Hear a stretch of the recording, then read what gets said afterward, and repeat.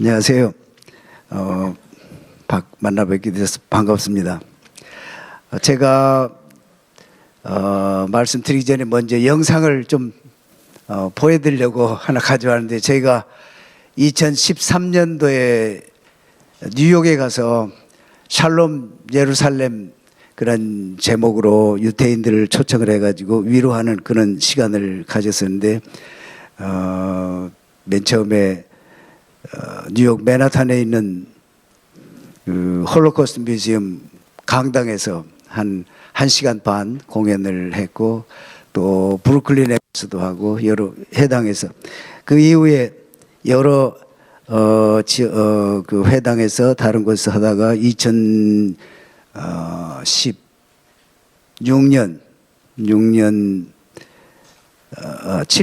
7년에는 예루살렘에 가서 하고 2018년에도 예루살렘에서 했습니다. 그 장면을 잠시 보여드리려고 하는데요. 여기에 그 안에 인물이 누군가 자세히 한번 좀 보시기 바랍니다.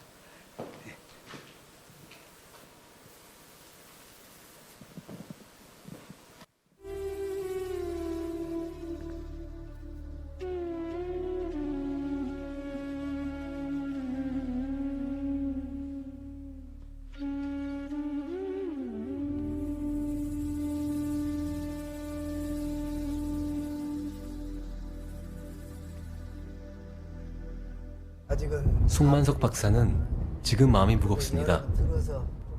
8월 13일 샬롬 예루살렘에 행사를 치를 마땅한 장소가 아직도 나타나지 않았기 때문입니다.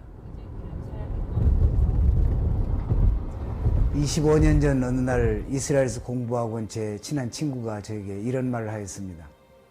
하나님이 이스라엘을 회복하고 계신다. 저는 그동안 교회가 바로 이스라엘이라고 믿고 있었기 때문에 이 친구의 말은 큰 충격이었습니다. 또한 저는 이 말을 받아들일 준비가 전혀 되어 있지 않았고, 하나님께서 무엇을 말씀하시는 것인지 이해할 수가 없었습니다. 25년이 지난 지금 사람들은 이렇게 저에게 질문합니다. 왜 한국인인 당신이 이스라엘 위해 이처럼 헌신하는 겁니까? 유대인들과 우리와 무슨 상관이 있는 것입니까? 전 성경을 오랫동안 읽고 공부해 오면서 알게 된 것이, 성경에서 이스라엘 빼놓고는 바르게 이해할 수 없다는 것을 깨닫게 된 것입니다. 내 백성 유대인을 위로하라는 하나님의 말씀은 지난 8개월을 송 박사의 마음을 흔들어 놓고 있었습니다. 그리고 유대인들이 겪었던 그 처참한 비극적 사건과 불행은 저의 마음을 말할 수 없이 아프고 괴롭게 했습니다. 십자가를 앞세워 저질렀던 살인과 악행에 제 마음 너무도 부끄럽고 참담했죠. 그 고통을 유대인이 아닌 제가 어떻게 모두 알 수 있겠습니까?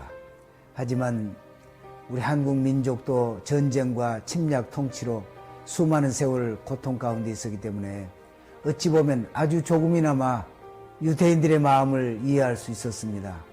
전 그때 우리가 저들을 위로해야겠구나, 미안하다고 말해줘야겠구나, 그리고 저들을 사랑해야겠구나 하는 다짐을 하게 되었습니다.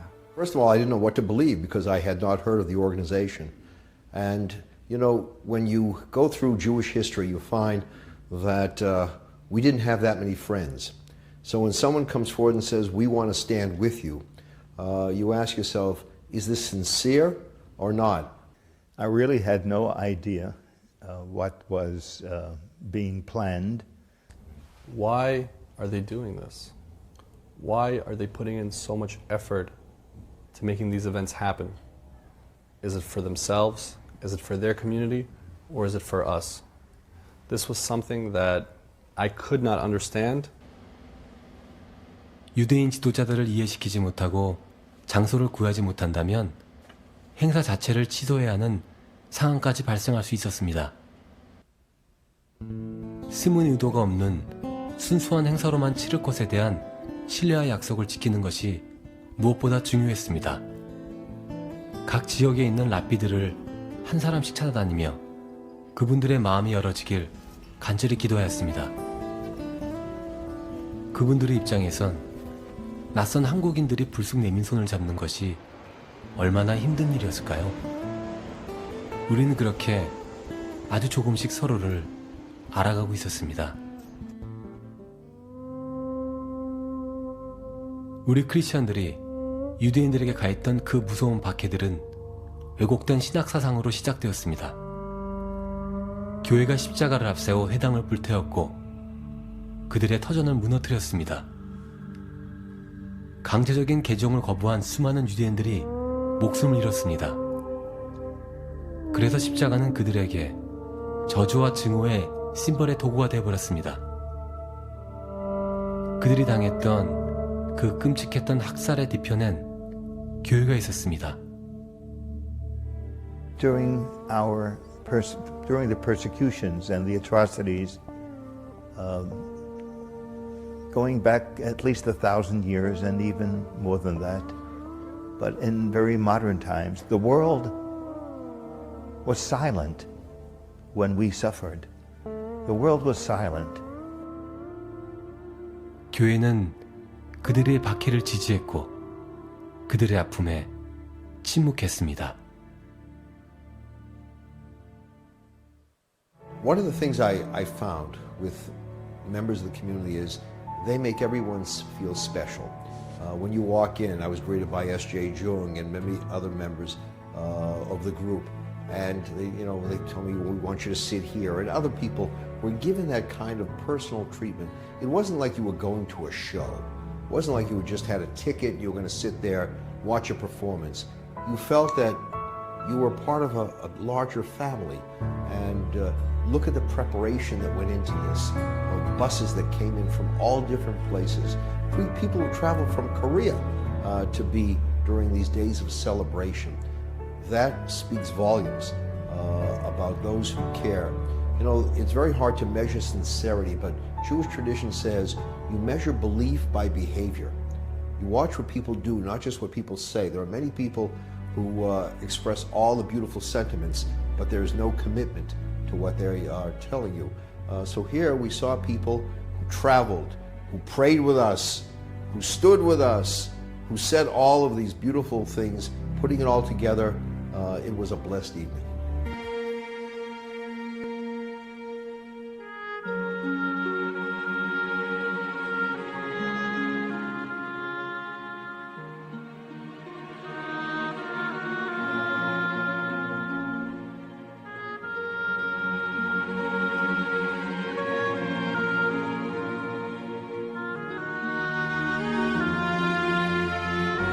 But the Koreans and the Jews that night showed us that there comes a time when the many have to stand together as one heart, one people.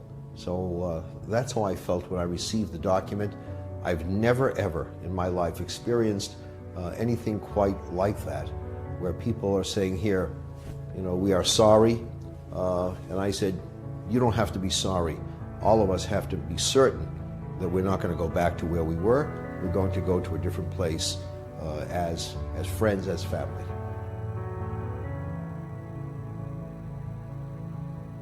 정말로 사랑한다고 말해주고 싶었습니다. 서로 같이 안아주고 두 손을 잡고 싶었습니다. 그리고 지금에야 찾아와서 미안하다고 말하고 싶었습니다. 우린 서로를 만나는데 왜 이리 긴 시간이 필요했을까요?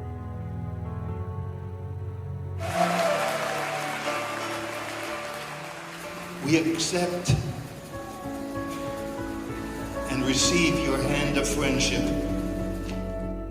맨하탄에서 브루클린으로 그리고 오늘 퀸즈 플러싱까지 3일이라는 기간이 너무도 짧고 아쉽게 느껴지는 순간이었습니다.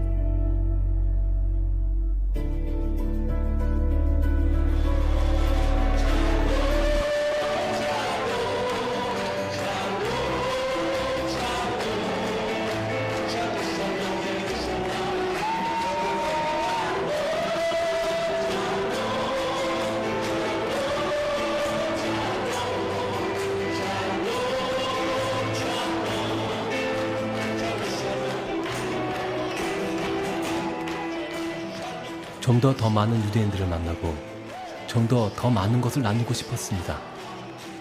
더 많은 것을 준비하지 못한 것이 속상했고 더 많은 지역을 가지 못한 것이 아쉬웠습니다. 하나님께서 우리에게 약속하셨던 눈으로 보여지고 손으로 만져줄 수 있는 기적,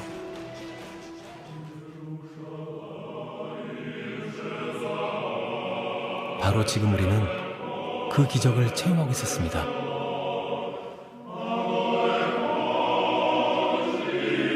우리는 마음으로만 품었던 이스라엘을 이제 뜨거운 가슴으로 안을 수 있었습니다.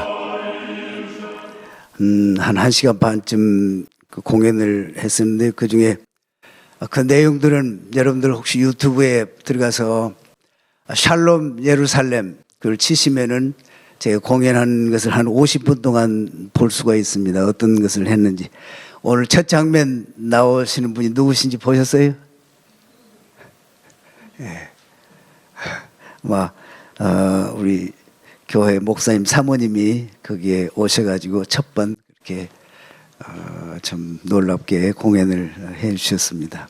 그래서 오늘 여기에 오면서 그 부분만 따가지고 일단 왔습니다. 우리가 예수님 믿으니까 참 좋지요. 다 예수님 믿으시지요. 네. 예수님 믿는 것보다 더 좋은 것이 있겠습니까? 없겠습니까? 없어요? 있을 것 같은데. 예수님 믿는 것보다 더 좋은 것이 한 가지 있습니다. 그것이 뭐겠습니까? 예수님 믿는 것보다 더 좋은 것은 예수님을 보는 것입니다. 예수님을 만나는 것입니다. 예수님 보면 믿는다고 할 필요 뭐 있겠어요? 그래야 안 그래요? 그렇지요? 지금 그 안에 진리 교회는 보니까 젊은 분들이 많이 계셔서 참 좋습니다. 아마 지금 세대 젊은이들은 예수님을 만나는 세대가 아닐까 그런 생각들을 많이 하고 있습니다. 그래서 여러분 때에 예수님이 오시는 것을 직접 보게 될 날이 있지 않을까 그런 생각들을 하는 사람들이 많습니다. 저도 그렇게 생각하는 사람 중에 한 사람이고요. 그럼 예수님이 오시고 우리 예수님을 만나는 것이 가장 좋은데 어떻게 하면 예수님이 오시고 우리가 뵐 수 있을까? 그것에 대해서는 잘 몰라요. 일반적으로. 우리가 예수님 오시면 좋겠다. 언젠가 오시겠지. 그런 정도로만 알고 있고 구체적인 어떤 방향이나 또는 생각이나 그것에 대한 준비가 별로 없어요. 사실은. 그냥 예수님 믿고 오시면 뭐 좋고 안 오시면 천국 가고 그런 정도로 생각을 하고 있어요. 근데 마태복음 24장에 보면은 제자들이 그 주님께 감람산에 올라가셨을 때 제자들이 와서 물어봅니다. 언제 세상 끝이 옵니까? 그때 주님께서 무슨 얘기를 하셨는지 혹시 아세요? 예수님이 여러 가지 얘기를 하셨어요. 언제 끝이 옵니까? 그러니까 뭐 여러 가지 재난도 있고 난리도 있고 뭐 많은 일들이 오고 또 그리스도가 여기 있다 저기 있다 그런 일도 있고 그러나 모든 사람에게 복음이 전파돼야 된다. 모든 부족에게. 그래서 땅 끝까지 복음이 전파돼야 된다. 그것은 우리가 잘 알고 있어요. 그래서 그동안에 복음이 전파돼서 지금은 복음이 땅 끝까지 갔다고 볼 수가 있어요.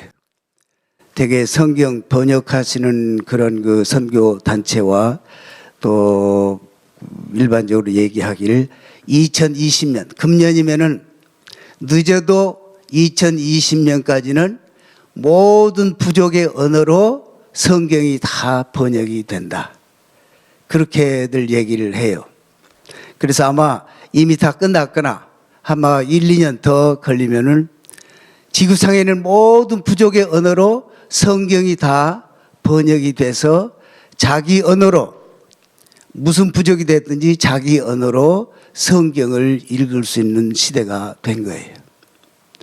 그러니까 어떻게 보면은 공식적으로 땅끝까지 복음이 갔구나 하는 것을 알 수가 있어요. 그러면은 땅까지 복음이 가면은 그것이 첫째 조건이고, 그래야 주님 다시 오신다고 그랬으니까. 그 다음에 또 한 가지 조건이 있어요. 또 한 가지. 또 한 가지는 어떤 조건이 있는지 들어보셨어요? 네? 이스라엘 회복돼야 된다. 그런 말이 어디가 있어요? 근데 같은 마태복음 24장에 보면은 같은 마태복음 24장에 보면은 너희가 무화과 나무의 비유를 배우라. 그렇게 돼 있어요. 무화과 나무가 가지가 연해지고 또 싹이 나고 잎이 나고 하면은 곧 여름이 온다. 여름이란 말은 히브리어로 끝이란 말과 같은 단어예요. 여름이 오면 인자가 곧 문 앞에 이른 줄 알라. 이렇게 얘기를 했어요. 그래서 세상에 무슨 뭐 전쟁이나 또는 뭐 자연재해 이런 것들은 옛날에도 있었고 지금도 있었고 뭐 점점 더 그 빈도나 크기나 이런 것이 강하고 자주 있고 셀지라도 그 전에부터 있었기 때문에 또 하나 생기는구나 그런 정도지만은 확실하게 주님이 가까이 오셨구나 하는 것을 알 수 있는 방법은 무화과 나무를 봐야 되는 거예요. 무화과 나무가 뭘 의미하는지 혹시 아세요? 이스라엘.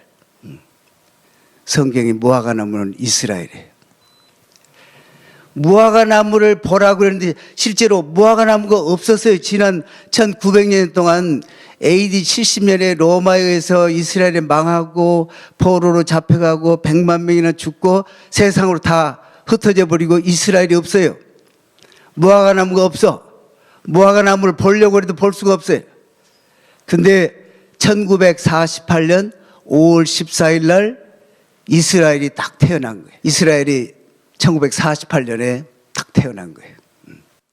이스라엘이 태어나는 것을 보고 사람들이 인류 역사 가운데 이런 기적이 없다. 지금부터 2000년 전이면은 한국으로 보면은 뭐 고구려가 생겨가지고 한 50여 년 이 정도 되고 그러니까 사만 시대가 막 지나고 그런 때인데 그런 때 흩어졌던 사람들 쉽게 말해서 고구려 사람들이 저 만주로 갔다가 지금 돌아와서 나라를 세우고 이게 고구려다 이런 식으로 그러면서 고구려는 코리아가 고구려에서 나온 건데 그래서 그 코리아가 우리 고구려다 이런 식으로 생각을 하고 나라를 세운다고 생각을 해봅시다. 그것이 가능한 일인가? 근데 이스라엘 백성들은 AD 70년에 흩어지고 진짜 그 후에 1세기, 2세기 때도 또 전쟁을 만나가지고 완전히 흩어져 버려서 전 세계 한 168개국에 흩어져 살다가 20세기 중반에 딱 하루 만에 나라가 생겨난 거예요. 이런 사건을 보고 일반인도 그렇고 믿는 사람도 그렇고 누구든지 다 얘기하기를 이런 극적인 이런 기적은 인류 역사 가운데 한 번도 없었다. 너무너무나 큰 기적이에요. 성경에 보면은 참새 한 마리, 참새 그 별로 하찮은 거잖아요. 참새 한 마리도 하나님 다 돌보신다. 우연한 것이 하나도 없다 이런 얘기죠. 참새가 땅에 떨어지는 것도 그것도 우연한 일이 아니다 이렇게 말씀하시는데 역사 가운데 최대의 기적이라고 하는 이스라엘이 지금 태어나가지고 지금 72년째가 됐는데 그런 사건을 보고 우리 기독교인들은 별로 그렇게 감동을 못 받는 것 같아요. 근데 성경에 무화과 나무의 비유를 배우라.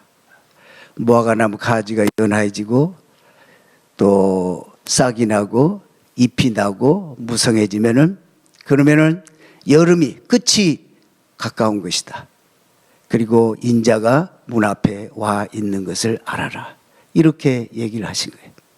그러니까 세상에 많은 징조가 있지만은 그 중에 확실한 징조는 무화과 나무가 태어나는 것이고 무화과 나무 가지가 연해지는 것이고 잎이 나는 거. 근데 진짜 무화과 나무가 가지가 연해져 있다고 이스라엘에서 믿고 거기에서 자기 동족을 구원하기 위해서 전도하는 사람들 또 세계 여러 곳에서 그곳에 가서 전도하기 위해서 가서 사역을 하고 있는 분들이 진짜 무화과나무가 연해지고 있습니다. 가지가 연해지고 있습니다. 복음에 대한 유태인들의 태도가 너무나 부드러워졌다는 거예요. 놀래요 그냥. 보통 놀라는 게 아니에요. 이건 있을 수 없는 일이 지금 이 시대에 일어나고 있다. 아까 잠깐 언급을 했지만은 유태인들은 기독교인들로부터서 굉장한 박해를 받았어요. 세상에 무슨 일을 해도 상관이 없지만 너 예수 믿는 거 기독교인 되는 것 이것만은 절대 안 된다 이렇게 유태인들은 가르치는데 그 기독교에 대해서 믿는 사람들도 수만 명 지금 생겨나가지고 예수님을 찬양하는 무리들 얼마나 뜨겁게 찬양하는 그런 사람도 생겨날 뿐만 아니라 길거리에서 복음을 전하면 옛날에는 막 그렇게 침을 뱉고 물론 지금도 심하게 하는 사람이 있지만은 지금은 복음에 대한 태도가 굉장히 부드러워졌다는 거예요. 거기에 현재 있는 사람들도 놀래고 가서 보는 사람들도 놀래고 예수님 오실 때가 가까워진 거예요. 이스라엘은 구속사의 시계라고 그래요. 시계라는 것은 어떤 역할을 하느냐.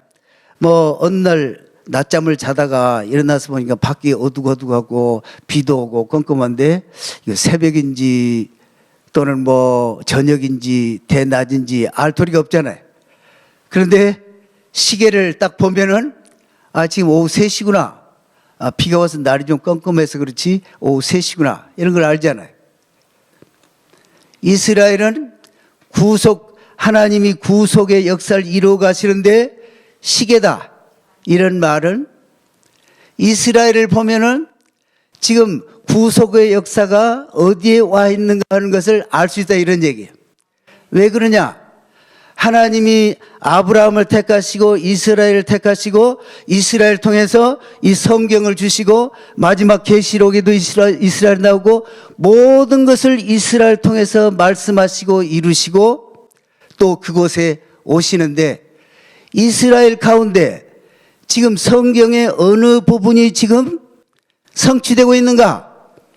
이것을 보지 않고는 알 수가 없는 거예요. 알 수가 없어요. 이스라엘을 모르고는 성경 말씀을 제대로 알 수가 없어요. 알 수가 없어. 안다고 얘기는 하고 물론 누구든지 지금 아는 것이다. 부분적으로 아는 것이지만 그러나 전체적으로 봐서 알 수가 없어. 성경에 이스라엘 통해서 쓰시고 이루시고 예수님이 유태인이고 또 그 땅에 오시고 이렇게 돼 있고 지금 무화과 나무 이스라엘이 돌아오고 있는데 성경에 저 이스라엘이 어느 부분을 지금 이루고 있나? 이것을 봐야 주님의 구속의 역사가 여기에 지금 와 있구나. 그걸 보고 알 수가 있는 거예요. 이스라엘을 모르고는 알 수가 없게 돼 있어요.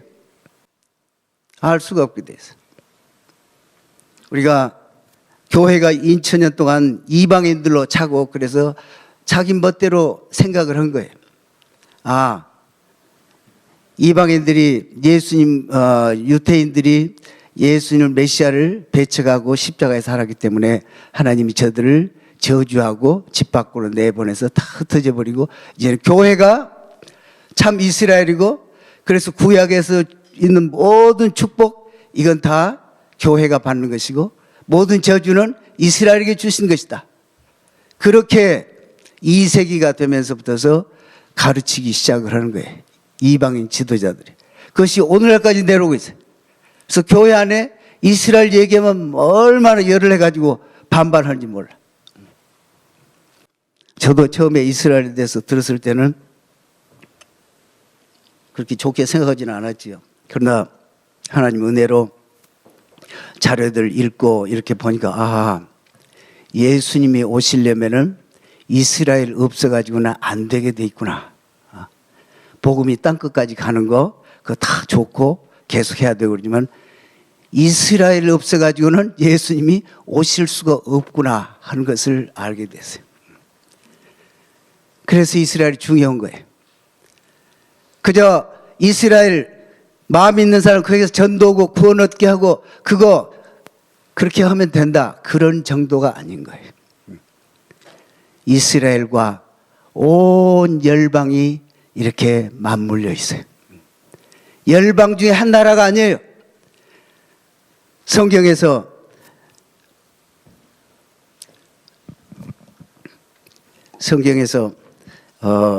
저는 창조 과학을 하면서 배우게 된 게 참 하나님의 말씀은 참 정말 두렵고 떨리는 마음으로 봐야겠구나. 특별히 DNA를 보면은 DNA 구조가 얼마나 복잡해요. 그게 어느 제가 컴퓨터 과학과에서 이 프로그램도 가르치고 해봤는데 그건 하나의 그 생명체를 움직이는 소프트웨어예요. 그것이 그 프로그램이 얼마나 잘 되는지 어느 독일 소프트 공학자는 얘기하기를 이러한 프로그램을 만들 수 있는 분은 그 인텔리전스가 지적 능력이 아주 슈퍼 인텔리전트 이런 프로그램을 짤 수 있는 분 같으면 슈퍼 인텔리전트 슈퍼 무한히 슈퍼 인텔리전트한 분이나 만들 수 있는 프로그램이다. 그런 프로그램이에요. DNA를 하나를 보면 그것이 우리 몸의 모든 세포마다 그 DNA를 ATCG 이걸 풀어서 쓴 것이 이 A4 용지로 10포인트 정도로 해서 100만 페이지 옛날 게놈 프로젝트로 해서 풀어보니까 100만 페이지나 되는 그런 정보가 이 DNA 프로그램 안에 들어있는데 그 프로그램 한 세트가 모든 세포마다 한 세트씩 들어있어요. 우리 몸에 수백 조 개의 세포가 있는데 거기에 한 세트씩 다 들어있는 거예요. 이것이 또 얼마나 잘 저장이 돼 있고 때가 되면 그 프로그램대로 잘 진행돼서 사람은 사람으로 원수인은 원수인으로 독수리는 독수리로 그 프로그램에 따라 다 나오는데 이런 프로그램이 우연히 생길 수 있다? 천만의 말씀. 절대 우연이라는 건 있을 수가 없는 거예요. 그런 프로그램을 만드시는 분이 얘기합니다. 이 성경에 내가 이 모든 걸 다 만들었다. 그러시면서 이스라엘은 내 눈동자다. 또 예레미야서 31장 35절 같은 데는 내가 하늘에 태양도 만들고 달도 만들고 별도 만들었다. 그것이 혹시 질서가 흩어져 가지고 내일 태양이 안 뜬다든지 그렇다면 모르지만 내가 이스라엘을 잊겠느냐. 젖먹이는 엄마가 자기 자식은 혹시 잊을는지 몰라도 내가 이스라엘 잊겠느냐. 그렇게 얘기를 하세요. 하나님의 말씀 진리의 말씀이지요. 로마서에서도 그래. 로마서 11장 1절에 하나님이 자기 백성을 버리셨느냐? 그럴 수 없다. 결코 그럴 수 없다. 그러시면서 얘기를 하세요. 그러시면서 로마서 11장에 보면은 내가 너희들에게 비밀을 한 가지 가르쳐 주겠다. 비밀. 성경에 비밀이 몇 가지 있어요. 로마서 11장 25절에 보면은 25절 6절에 보면은 너희가 이 비밀 몰라가지고 이 신비 몰라가지고 하나님 앞에서 무식하다는 소리 듣기를 원치 않는다. 이방인의 충만한 수가 들어오고 난 다음에는 온 이스라엘이 구원을 얻게 된다. 이것이 비밀이라는 거예요. 온 이스라엘. 이 비밀, 모든 이스라엘, 온 이스라엘, 온 이스라엘. 온 이스라엘이 구원을 얻게 된다. 이게 비밀이에요. 비밀은, 성경의 비밀은 이미 나와 있지만은 하나님이 계시해 주실 때 깨닫게 되는 것이 비밀이에요. 이미 이거 2000년 전에 사도 바울 통해서 말씀하셨어요. 사람들이 다 봤어요. 뭐 루터도 보고 무슨 어거스틴도 보고 칼빈도 보고 다 봤어요. 그러나 몰랐어요. 이스라엘이 비밀인 것을 몰라. 지금도 몰라.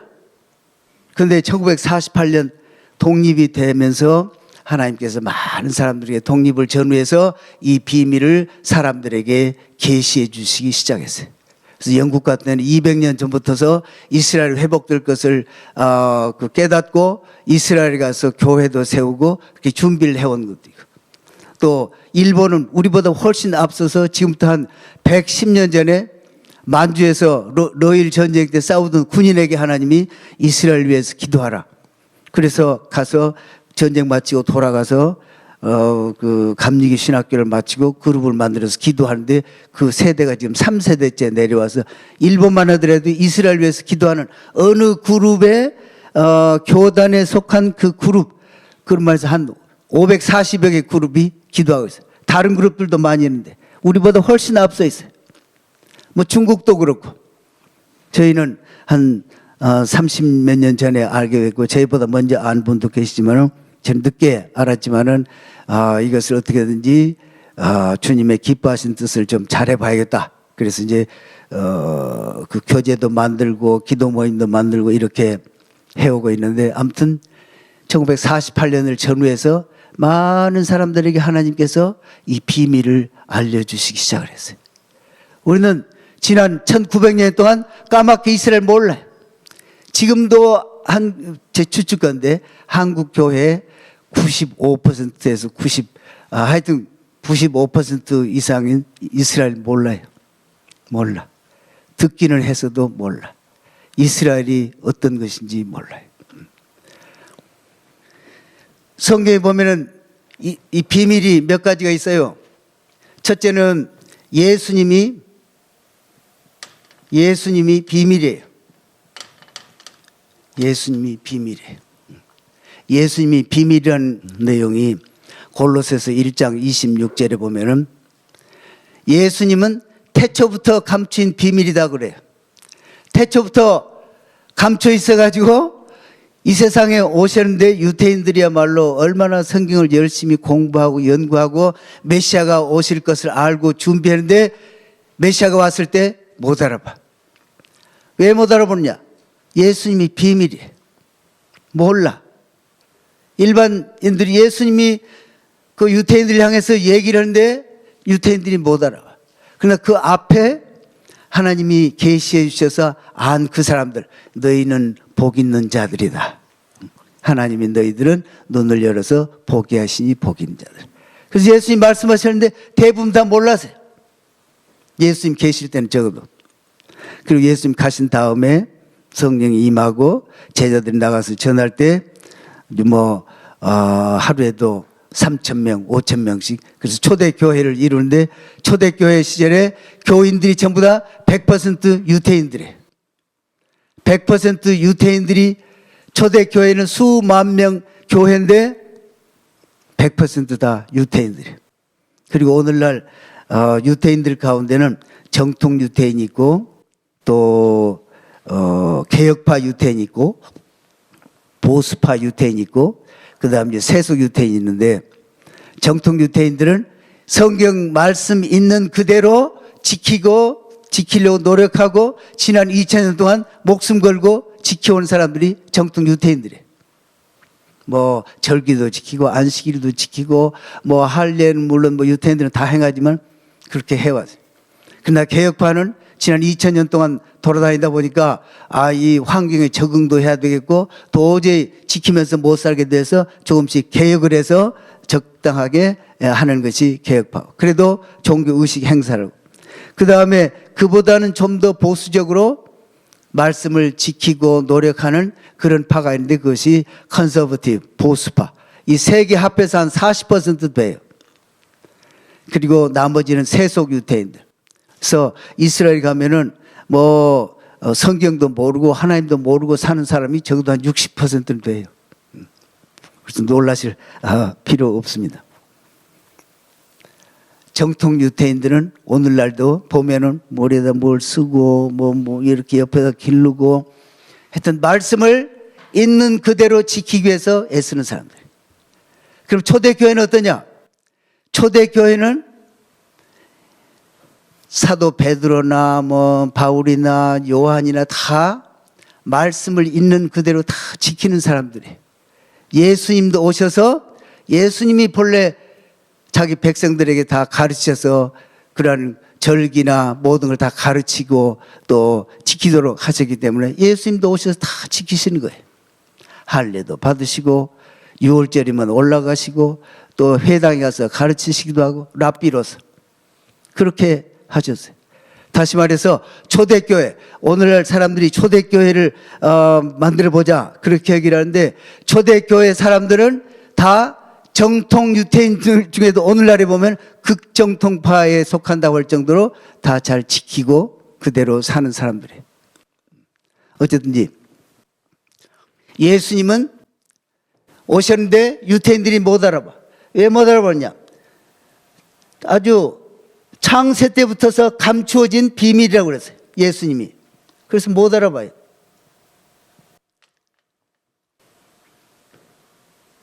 그러면서 그 다음에 그 비밀이 어디로 가느냐?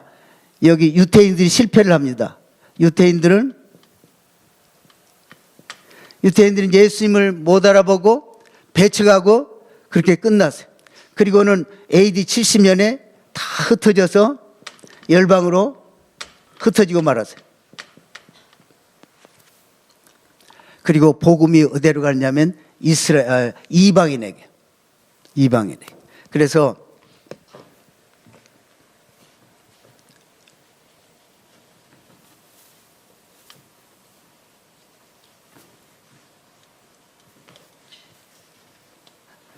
우리가 역사적으로 보면은 어거스틴 때 모든 성경을 다 영적으로 보도록 예수님이 하늘에서 교회를 영적으로 다스리신다. 왕으로. 그래서 모든 것을 영적으로 이렇게 해석하고 이렇게 하도록 했어요. 예수님이 다시 예루살렘에 오셔서 거기서 왕좌를 펼치시고 유대인의 왕으로 온 만왕의 왕으로 또 우리의 왕으로 그렇게 예루살렘에서 왕으로 다스리신다. 이런 건 너무 세속적이고 육신적이고 세상적이다. 그래서 그런 것이 아니고 예수님은 하늘에서 영적으로 교회를 왕으로 다스리시는 것이다. 그래서 친히 예수님이 직접 예루살렘에 오시고 왕으로 다스리시고 그런 것을 못 가르치도록 AD 413년인가 그때 그 종교 지도자들 회의에서 결정을 했어요. 그래서 그렇게 못 가르치게 교회에서. 그래서 지금 다 영적으로 가르쳐. 우리가 다 영적으로 말씀을 보고 이해하고 중요하죠. 그러나 영적으로만 이해하는 건 그건 잘못된 거예요. 영적으로 이해하기 때문에 시간 개념도 없고 공간 개념이 없어. 지금 이스라엘에 태어나는데 그 시간이 어디 됐냐 그런 개념이 없어. 예수님이 언제 오실 건가 개념이 없어. 언젠가 오시겠지. 시간과 공간의 개념이 다 없어진 거예요. 영적으로. 우리가 죽으면 다 천국 가고 예수님 오시면 다 천국 가고 그런 개념만 있어요. 천국 가서 뭐냐? 그럼 가서 찬양도 하고 그리고 또 나머지는 그때 가 봐야 한다. 그런 정도로 생각을 해요. 주님이 오시면은 앞으로 이 땅에서 무슨 일이 어떻게 이루어지는가? 성경에 그렇게 많이 쓰여 있어도 관심이 없어. 그것은 우리가 그렇게 잘못 배운 거예요. 그러나 이스라엘이 딱 1948년에 저기에 독립국가로 세워지고 그러면서 신학자들 사이도 이게 뭐야? 왜 이스라엘 저게 뭐야? 성경이 이스라엘인가? 무엇인가? 그러면서 많은 혼돈이 일어나고 또 사람들도 이제 계시를 또 새롭게 받고 그래서 깨닫고 성경을 보기 시작하니까 하나님이 마지막 때 다시 이스라엘 회복하신다고 성경에 나와 있고 그 말씀들을 이스라엘 보면은 이런 일들이 일어날 것이다. 이루어질 것이다. 한 것이 지금 수없이 많이 이루어지고 있는 걸 보고 있어요. 우리는 그래서 놀라운 시대에 살고 있어요. 이스라엘 보면은 구체적으로 시간과 공간 가운데 하나님의 예언의 말씀이 성취되는 것을 보게 되는 거예요. 그것이 판이하게 다른 거예요. 영적으로 뭐 많이 배우는 거 좋아요. 그러나 그냥 애매모호해. 그러나 이스라엘 딱 보고 시간과 공간을 보고 말씀이 어느 시대에 어떻게 이루어지고 있구나 하는 걸 보면은 성경에 말씀하신 모든 것이 다 구체적으로 이렇게 앞으로도 이루어지겠구나. 그런 확신을 갖게 돼 있어요. 그래서 맨 처음에 창조가 있지요. 그리고는 시간이 영원히 이렇게 계속이 됩니다.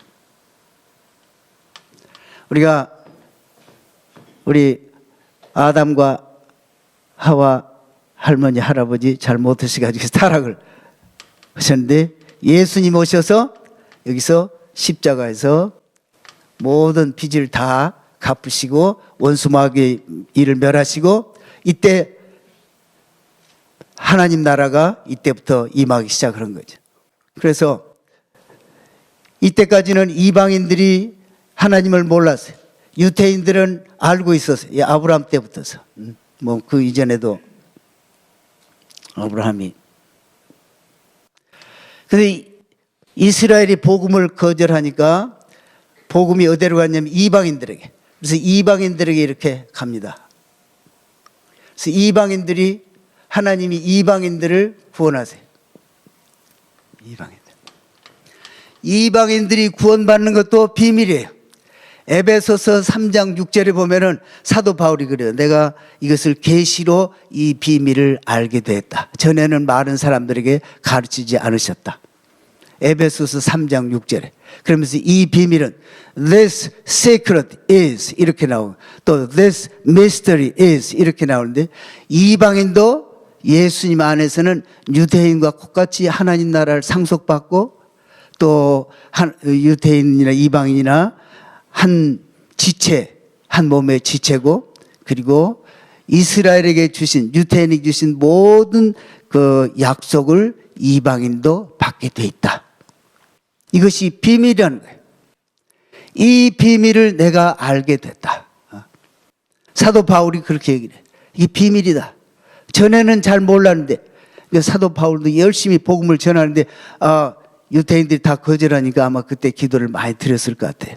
그러니까 너는 내가 이방의 빛으로 이렇게 세웠다. 여기 놔두고 가라. 그러니까 사도 바울은 자기 동족을 구원하기 위해서는 자기 생명책에서 자기 이름이 지워져서라도 자기 동족이 구원을 받을 수 있으면 그렇게 되기를 원한다. 그럴 정도로 자기 동족 구원하기를 바라는데 하나님이 여기 놔두고 이방을 가라. 그때 당시 이방인들은 유대인들이 볼 때 개나 짐승 같은 거예요. 이방인들은 전 거들떠 볼 필요도 없는 거예요. 유대인들 입장에서 볼 때. 그런데 하나님이 그렇게 말씀하시니까 그때부터 이방을 가는데 그때 하나님께서 깨닫게 해주시지 않았나 싶어요. 에베소 이 교회론이라고 하는데 그걸 쓰시면서 나는 이것을 계시로 알게 됐다. 이방인들도 예수님 안에서는 유대인하고 똑같이 하나님 나라를 상속받고 한 몸의 지체고 그리고 모든 약속을 다 누리게 돼 있다. 유대인과 똑같이. 그것이 비밀이라는 거예요. 그래서 이방인들이 이렇게 예수님 안에서 그걸 누리고 이렇게 왔어요. 그런데 1948년에 유대인들이 그때까지는 목을 곧게 하고 있었는데 이때 이스라엘 나라가 독립을 합니다. 이스라엘. 믿는 사람이 두 사람 있었다고 그래, 이스라엘. 근데 1967년 예루살렘이 회복될 때 150명. 그리고는 지금 한 5년 이런 때 1,500명. 100배로 1,500명. 지금은 적게는 한 3만 명에서 많게는 7만 명 정도. 그래서 이때부터 유태인들이 점점점 증가하는데 아주 기하급수로 이렇게 증가를 해요. 믿는 사람. 이방인은 계속 증가를 하고. 그래서 로마서 11장에 보면은 11장 26절에 보면은 29절, 30절, 31절을 보면은 이방인들이 불순종 가운데 있다가 유태인들이 유태인들이 거절하니까 복음이 이방으로 흘러가게 했다. 그래서 이방인들의 충만한 수가 들어온 다음에는 유태인들이 돌아오게 된다. 이것이 하나님의 계획이다. 그러면서 32절인가요? 깊도다 하나님의 지혜와 지식에 부여하며. 누가 이런 계획을 세워가지고 하나님께 알려드려가지고 상 받을 짓을 할 수 있었겠느냐. 참 하나님 놀라우십니다. 이런 그 찬양을 사도 바울이 하세요. 그래서 우리는 비밀을 세 가지를 보는데 복음이 어떻게 전개되는가. 예수님 오셔서 먼저 유태인에게 전했어요. 그러나 유태인들이 거절하고 다 많이 배척을 했죠. 그리고는 복음이 이방으로 흘러갑니다. 왜 유태인들이 이렇게 실패를 했냐? 왜 메시아가 왔는데 실패했느냐? 비밀이라 모르는데 모르도록 하나님이 허락하신 거예요. 신명기 29장 2절부터서 보면요, 이 모세가 이스라엘 백성들을 요단강 건너가기 전에 마지막에 설교를 하십니다. 너희가 지금까지 애굽에서 나와가지고 지금까지 여기까지 오면서 하나님이 행하신 큰 이적과 기사들을 많이 봤다. 그러나 하나님이 너희들에게 깨닫는 마음과 보는 눈과 듣는 귀는 주지 않으셨다. 보기는 보아도 깨닫지 못해. 그렇잖아요. 우리가 같은 걸 봐도 어떤 사람 보고 깨닫고 막 그 아는 분이 있는가 하면은 보긴 봐도 그냥 관심이 없는. 유대인들이 목이 곧으니까 모세 때부터 하나님이 눈과 귀를 다 닫아 놓으셨어요. 그대로 그냥 두신 거예요. 그걸 다윗도 얘기를 하시고 또 이사야도 얘기를 하시고 또 예수님도 오셔서 이 백성들이 눈과 귀가 가려져서 나를 못 알아본다. 이렇게 얘기를 하세요. 사도 바울도 로마서에서 그들이 눈이 감겨서 이렇게 실패를 한 것이다. 그럼 실패하고 끝나라고 그렇게 하는 거냐? 그런 것이 아니고 그들의 실패로 구원이 이방인에게 흘러가게 하는 것이 하나님의 뜻이다. 11장 11절에 그렇게 말씀. 그렇게 한 다음에 이방인들이 이렇게 잘 되는 것을 보고 유태인들이 시기 나게 해서 돌아오게 하려고 한다. 그러면서 이제 또 감람나무 비유를 들어서 감람나무가 이렇게 있는데 참 감람나무가 있고 이방인들은 돌감람나무인데 참 감람나무 가지가 일부 꺾여지고 돌감람나무인 너희가 접붙여진 것이다. 교만하지 말아라. 이방인들 보고 사도 바울은 이미 알고 있는 거예요. 이방인에게 복음이 많이 전파도 이방인들이 다수가 차게 되고 그러면은 유태인들을 무시하고 죽이고 그럴 것을 이미 다 보고 계신 거예요. 이방인들 너희들 돌감람나무로서 아무 쓸모가 없는 것인데 참감람나무에 접붙여진 것이다. 11장 25, 6, 7, 8절 보면은 그렇게 다 설명이 되어 있어요. 너희가 아무리 뽐내고 그래도 너희가 이 뿌리를 지탱하는 것이 아니고 뿌리가 너희를 지탱하는 것이다. 우리가 요즘 맨날 설교하는 게 뭐예요? 아브라함 설교, 다윗 설교 전부 다 뿌리 설교잖아요. 그러면서 우리가 그냥 잘난 체 많이 해. 유태인들 무시를 하고 저 율법주의자 같은 놈들이다 이런 식으로.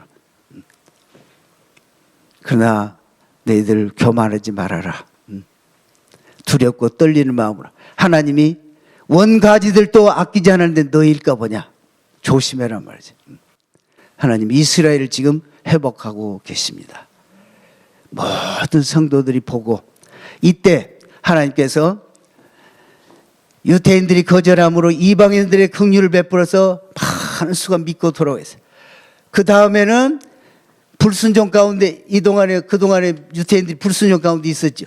불순종 가운데 있는 유대인들에게 같은 긍휼을 베풀어서 돌아오게 하려고 하는 것이다. 그 말은 우리가 받은 긍휼을 유대인들에게 베풀라 이러는 거예요.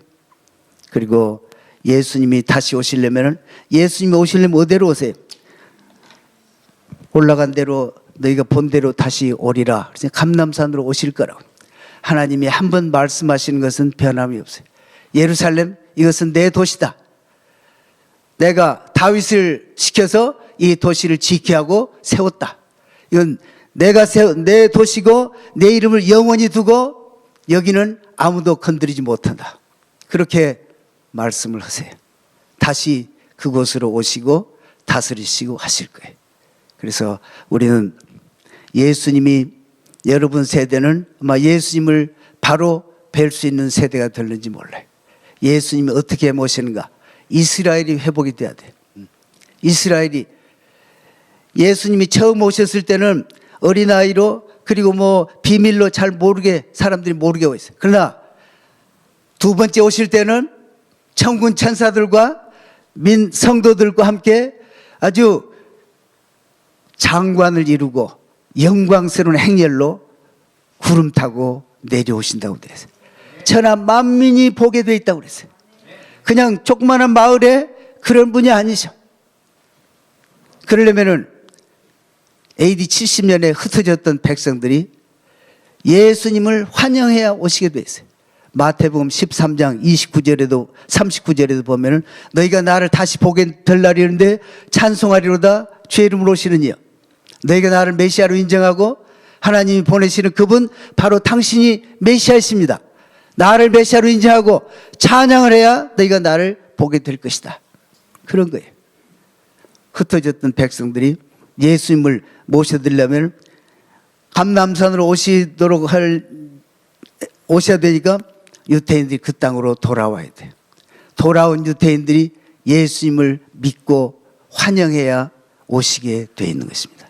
복음이 지금 땅끝까지 다 전파가 됐어요. 물론 계속 더 전파를 해야겠지만 그러나 지금 하나님께서 이스라엘 회복하시면서 열방을 향해서 손을 들고 깃발을 세우시면서 제발 내 백성을 데려오고 그리고 내 백성들의 눈을 열도록 너희가 기도하고 애써라 힘을 써라 그렇게 하는 시대입니다.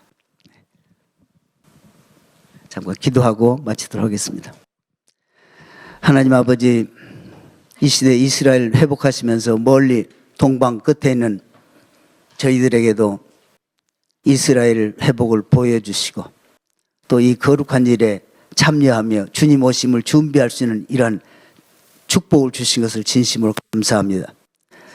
그 안에 진리교회도 주님 이스라엘을 바르게 알고 또 주님 오심을 사모하며 준비하는 귀한 교회 되도록 축복해 주시옵소서. 예수님의 이름으로 기도하옵나이다. 아멘.